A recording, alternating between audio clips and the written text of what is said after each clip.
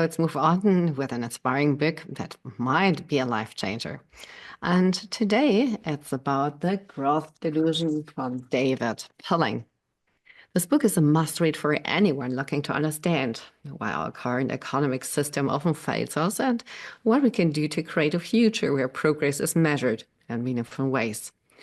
Imagine waking up one day to realize that everything you believed about success, wealth, and progress was based on a flawed and misleading number. This is the unsettling but crucial realization of what Pulling represents in the growth delusion. In a world obsessed with GDP as the ultimate measure of prosperity, Pulling argues that this singular focus distorts reality, masking inequality, environmental destruction, and declining well-being. Through sharp analysis, storytelling, and a journalist's eye for detail, he unpacks the absurdities of modern economics, showing how GDP growth does not always mean a better life for ordinary people. From Japan's so-called lost decades to Africa's misleading developing statistic, he exposes the dangerous gap between numbers and lived experiences. With wit and insight, Pelling challenges readers to rethink what true progress looks like and to demand better measures of well-being. His argument is both urgent and refreshing. If we want a better future, we must stop chasing misleading numbers and start valuing human and planetary health instead. The growth delusion is a wake-up call for policymakers, business leaders, and anyone who has ever wondered why a rising GDP doesn't always translate into a better life. David Pilling is a British journalist and author with decades of experience covering global economics, business, and politics. Born in the UK, he has spent much of his career at the Financial Times, serving as the Asia editor, Africa editor, and now the associate editor. His early years in journalism took him across continents, reporting from Japan during this economic stagnation, witnessing China's meteoric rise, and covering Africa's struggles with development and economic policy. His deep curiosity about how economic policies shape everyday lives has made him a sharp critic of conventional economic thinking. Pilling is known for his ability to cut through jargon and challenge widely accepted beliefs with humor and clarity. His motivation for writing The Growth Delusion came from years of reporting on economies that appeared successful on paper but left large portion of the populations behind. He is particularly interested in alternative economic models that prioritize human well-being over numerical growth. In his work, he frequently highlights the hidden stories behind statistics, revealing the human impact of economic policies. Pilling's reporting has earned him a reputation as a thought leader on global economic journalism, respected for his critical yet accessible approach. The special background of the book is he wrote it after years of witnessing the disconnect between economic statistics and people's actual experiences. His time in Japan, where GDP barely grew for decades despite high living standards, made him question standard economic narrative that equates growth with progress. In Africa, he saw countries celebrated for rapid GDP growth while millions still lived in poverty. The 2008 financial crisis further exposed the flaws of a system that prioritized endless expansion at the cost of stability and equity. He was also influenced by thinkers like Amartya Sen, Joseph Stiglitz, who advocate for measuring well-being beyond GDP. The book emerged from his frustration with how politicians and economists use GDP as a shortcut for success, ignoring environmental sustainability, mental health, and social cohesion.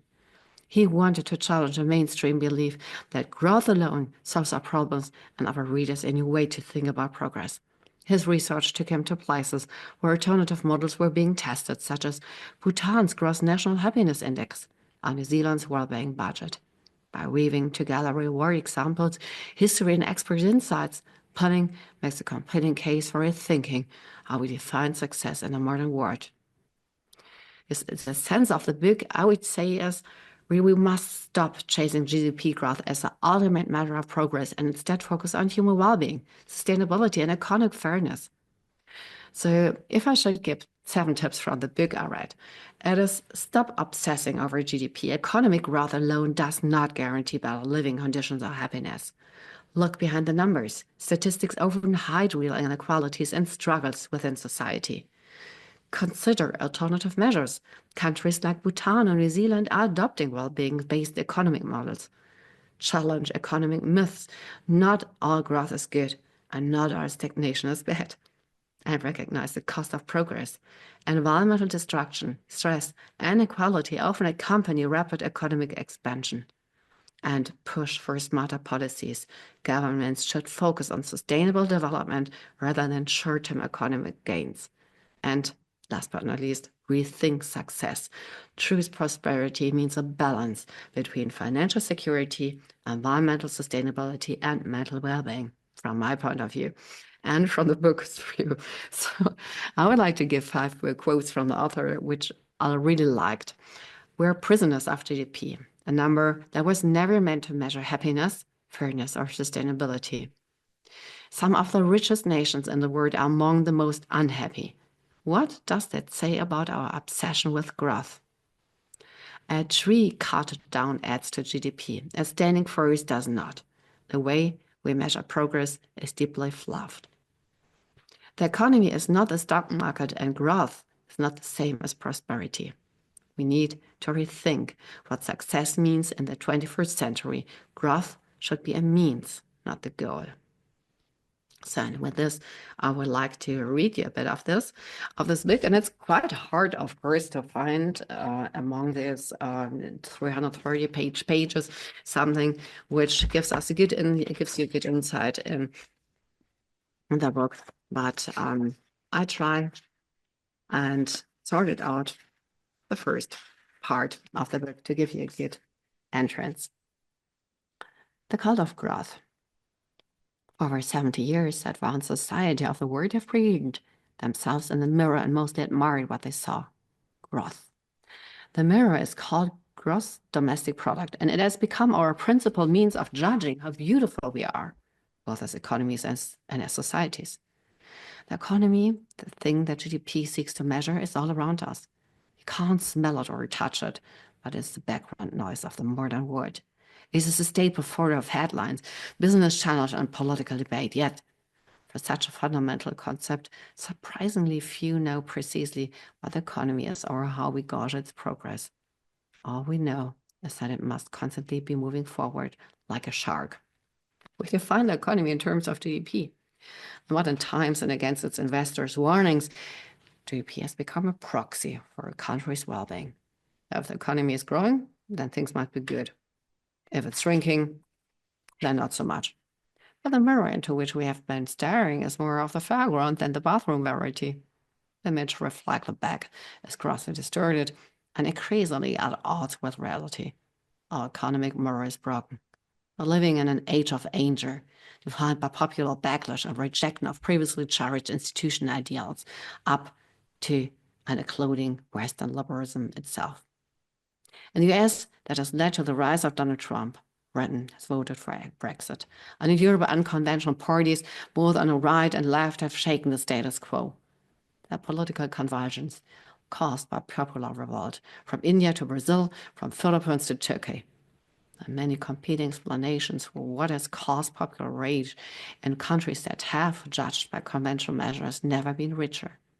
There is, though, a common thread. People do not see the reality of their lives reflected in the official picture, the picture painted principally by economists.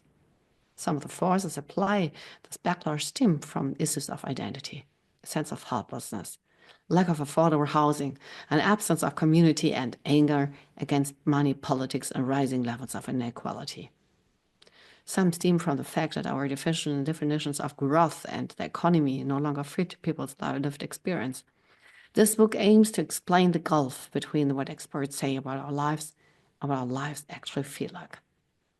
Though almost everyone has heard of GDP, few know it was invented as recently as the 1930s as a tool to counter the Great Depression and then reworked as a means to prepare for the Second World War.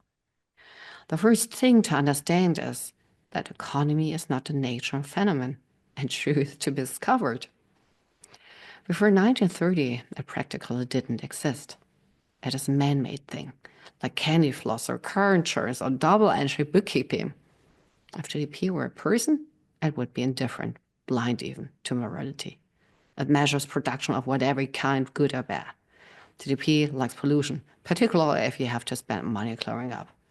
It likes crime because it's fond of large police forces and repairing broken windows. GDP likes Hurricane Katrina, and it's quite okay with wars. It likes to measure the buildup of conflicts and guns, plans and warheads. And it likes to count all the efforts in reconstructing shattered cities from the smoldering ruins. The GDP is good at counting, but a pretty poor judge of quality. It has terrible, terrible manners. For GDP, a dinner setting of 3 forks does just as well as a knife, fork, and spoon. GDP is mercantile. It doesn't deem to count transaction where no money changes hands. It doesn't like housework. Here, at least, I find common cause. And it shuns all voluntary activities. Poor countries, it struggles to account for most human endeavor, the bulk of which takes place outside the moneyed economy. It can count out a bottle of Evian in the supermarket, but know the economic impact of a girl in Ethiopia who trudged for miles to fetch water from a well. Growth is a child of the manufacturing age, and GDP was designed primarily to measure physical production. It struggles to make sense of modern service economies, quite an effect on rich countries where services like insurance and landscape gardening dominate. And it's not bad at accounting for production of brakes, steel bars, and bicycles, things that you can drop out in fruit. Try it out in haircuts, psychology sessions, or music downloads, and it becomes distinctly fuzzy. It's bad at measuring progress, precisely the thing we imagine it is good at. To our principal measure of growth, an antibiotic is worth pennies, even though a syphilitic billionaire from a century ago might have handed over half this fortune for a 7-day course. Our definition of the economy, in short, is pretty crude. As someone remarked casually to this author, if you're stuck in traffic for an hour, that contributes to good GDP. If you could go around to a friend's house to help out, that doesn't. That was, he said, all you need to know. And I hope that he was wrong about that. I hope you'll read on. We all sense instinctively that something is wrong, but we struggle to put our finger on it. The global financial crisis of 2008 was the ultimate signal that economies had let us down. And the run-up, collapse of Lehman Brothers, and the onset of recession. And virtually the whole Western world, the call of growth had led us to celebrate our economies. People like Alan Greenspan, chairman of the Federal Reserve, said everything was going swimmingly and that the markets should be left alone to create ever more wealth. In fact, our standard measures had told us little about how growth was being created. It was built on a foundation of exploding household debt, and ever cleverer, for which read ever more stupid, financial engineering by bonus-crazed bankers. Advanced economies had supposedly reached a new nirvana known as Great Moderation, and which booms and busts have been consigned to history by clever technocrats, and which real markets, if left to its own devices, always revert to a happy state of equilibrium. Economic growth told us a little about rising inequality nor about huge global imbalances. The US was running huge trade deficits financed by Middle Eastern oil exporters in China, both of which were busy recycling their trade surpluses into US treasury bonds. The Chinese were in effect lending Americans money so that they could afford all the stuff being produced in the factory of the world. That's what kept the growth merry-go-round spinning until it stopped. Years later, many Western countries, especially in Europe, are still struggling to bring their economies back to pre-2008 levels. Much of the growth of the previous years had, it turned out, being an illusion. One problem with growth is that it requires endless production and its close cousin, endless consumption. Unless we want more and more and more and more, and more paid experiences, growth will eventually stall. For our economies to keep on moving forward, we must be insatiable. The basis of modern economies is that our desire for stuff is limitless. Yet, in our hearts of hearts, we know that way lies madness. Several years ago, the satirical magazine The Onion ran a piece about Chen Sen, a fictional Chinese worker producing fictional plastic shit for bored Americans. In true Onion style, the piece was borderline offensive. He had a cut to the bone of a real issue. Chen was constantly shaking his head in a wonder at the incredible useless things he was being asked to make, from salad shooters and plastic bag dispensers to microwave omelette cookers, glow-in-the-dark page magnifiers, Christmas themes, file basket, animal-shaped contact lens cases, and adhesive baked wall hooks. Yeah, and I could move on with this, and I would love to, but unfortunately, our talk comes to an end, and that wraps us our episode of We Empower, the weekly radio show dedicated to celebrating the strengths, the resilience, and limitless potential of women and men around the world globe. Join us again next week and continue on this empowering journey, sharing real stories of triumph, upliftment, and empowerment. Your presence and engagement means the world to us, and we appreciate you taking the time to tune in. Remember, this time is a gift for you to discover new inspiration, embrace exciting insights, and find the motivation to live life to the fullest. Don't hesitate to get involved. Your voice is valued. Together, we can make a difference. Thank you for being part of our community. And until next time, keep shining and empowering others, and enjoy the time you have on this planet. Together, we rise.